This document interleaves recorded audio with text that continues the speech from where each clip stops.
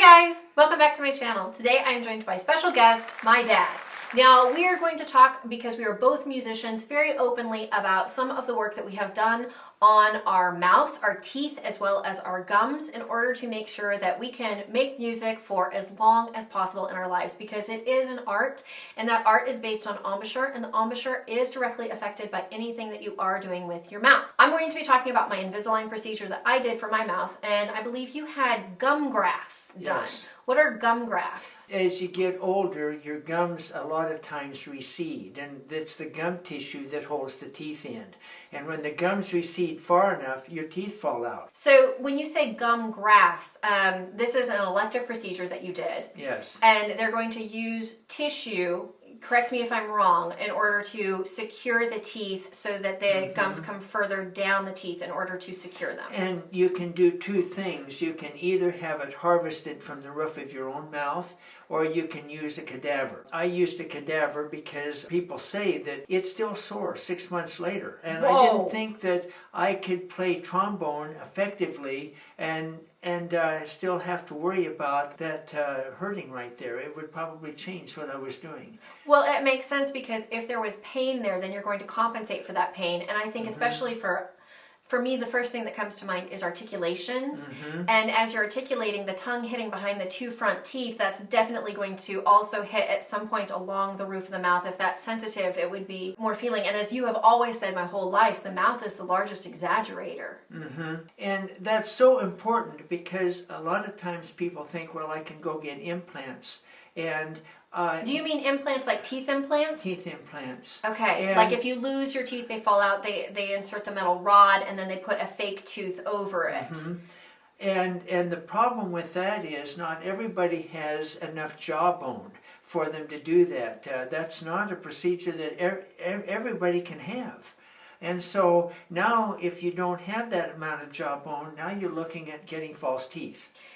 And false teeth, we're looking at dentures, and dentures, even with the extreme glue that you can secure them in, to me, the sound has never been the same on people I know who are playing with dentures versus their own mouth teeth. So you got gum grafts from a cadaver. Now, tell me Correct. about the surgery, because it is surgery if I'm not mistaken. Yeah, they sew it in. So they sew in the tissue from a cadaver into your current gum. Correct. It grows into the gums very, very quickly, because the longest I was ever off of playing was 3 weeks. The least, and that was when it was in the front.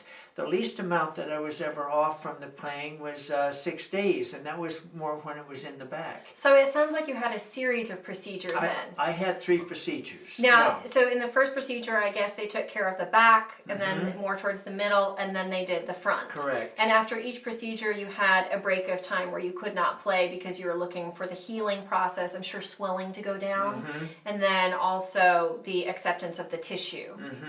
And the tissue grows right in.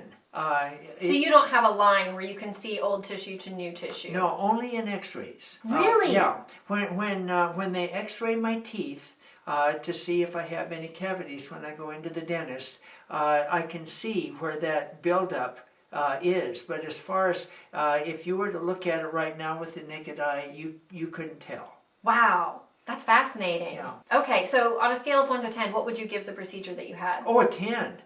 Yeah. Yeah. Even with the healing time, all of that, you would give it a 10? Yeah. The human body heals very, very quickly. Yeah.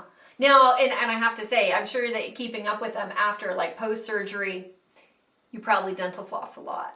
Yeah. Yeah, but dental flossing, I think we dental floss more because as we get older, our teeth naturally grow further apart. Do they really, you think? Yeah. They move. I mean, I do have to say that the teeth do move as you age, and that was the whole problem that I had, which is why I had to get Invisalign. My teeth were moving, and it was throwing my teeth out of alignment.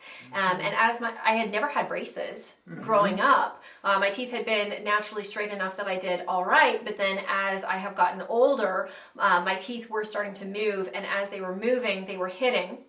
And of course that caused chipping. So what I did for me with the Invisalign was I went in and found out that I was a very small case of it. They went in and they placed brackets on the teeth. After they placed the brackets on the teeth, they put a plastic casing that you slip over it, and then it's secured with rubber bands. So it's a form of braces, but the bonus for me in this form of braces was that I could take it in and out. So like unlike other braces where it's in your mouth and, you know, as far as playing your instrument, you have to make do, this allowed me time that I could take it out and practice each day. Now, the Invisalign procedure, because mine was minimal, I didn't have to do too long with it, but I did speed it up by doing an Accellident. An Accellident is a mouthpiece that I put in every night for, it probably takes about 20 minutes, and it gives slight pulsation movements that gently help the teeth move. And that cut my Invisalign time in half. Normally it takes 1 week in order to do a tray, and in this case I was able to switch it to doing 2 trays in 1 week. So I sped up my process with the Invisalign.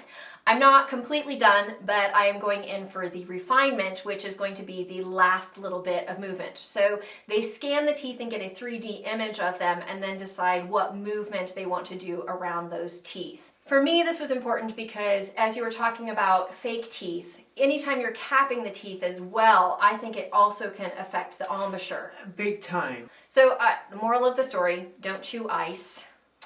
Yes, ice shatters the teeth. So be careful with that. Be sure to dental floss so that you keep good gum health up, because you want to make sure that the gums are holding the teeth in. And if your teeth are chipping, sometimes it is worthwhile to maybe look at investing in braces, whether or not that's Invisalign or standard braces. I'm sure that your orthodontist will recommend what is best for you. Yeah. And see the dentist regularly.